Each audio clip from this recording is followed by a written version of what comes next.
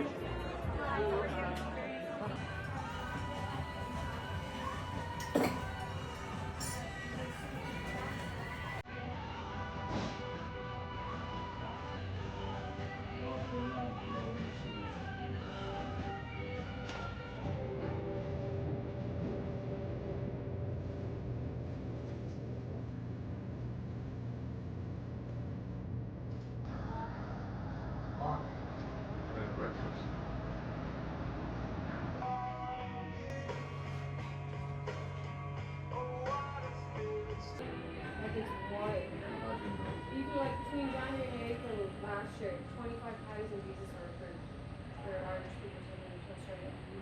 Yeah.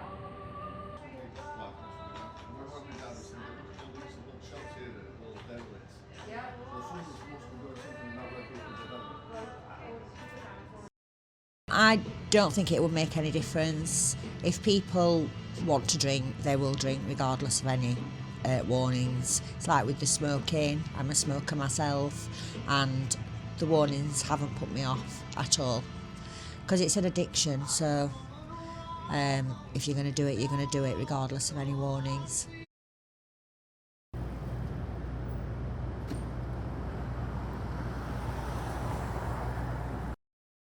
I've taken care of a lot of people that have damaged their body from smoking and alcohol. And we try to get them off of it while they're in the hospital, and a lot of them get drunk on the way home. So I don't think it's going to make that big of a difference, putting a warning label. I would hope it would, but my gut feeling is no.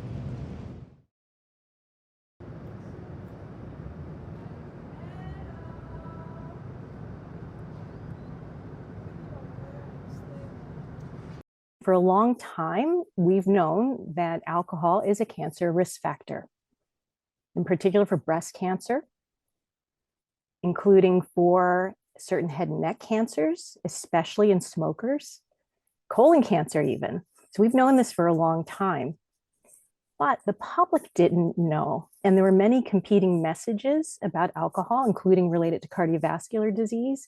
So our message wasn't as obvious to the general public. So it's about time that now everyone will know that alcohol drinking is a risk factor. So I'm glad to see it. Yeah, so the main message that the public should know is that alcohol is a known human carcinogen. We have control over our choice to drink alcohol or not. And that if someone wants to have a little bit of alcohol because it's just part of their lifestyle, then they just need to do the calculations for themselves. If they want to have, a celebratory glass of champagne, then that's reasonable. But what they need to think about is sort of long-term daily consumption and how that may influence their risk of cancer and other chronic diseases.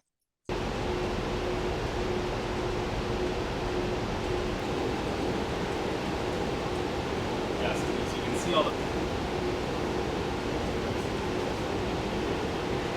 dry January as a topic is something that's come in popularity and grown more and more. It's something we see a lot in the cannabis industry, especially over the last several years. Dry January, sober October, we hear the phrase California sober. These are all, different ways, I think, as the consumer base expands and the types of delivery methods expand.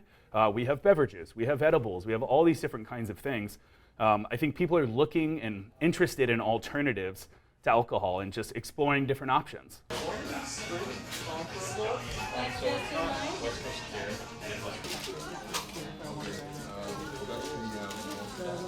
Good now. It alarms me. I feel like if they're going to put something out like that, that we should all be concerned and hopefully, make some changes and make the shift, for less alcohol. And if you need some sort of relaxation, then, come to CBD and THC and it's less side effects, I don't know about the smoking part, but I feel about like the gummies and the drinks. I feel like they're probably going to be better for you than alcohol. So I was there with this product I was gonna buy, and I do this with my IPA.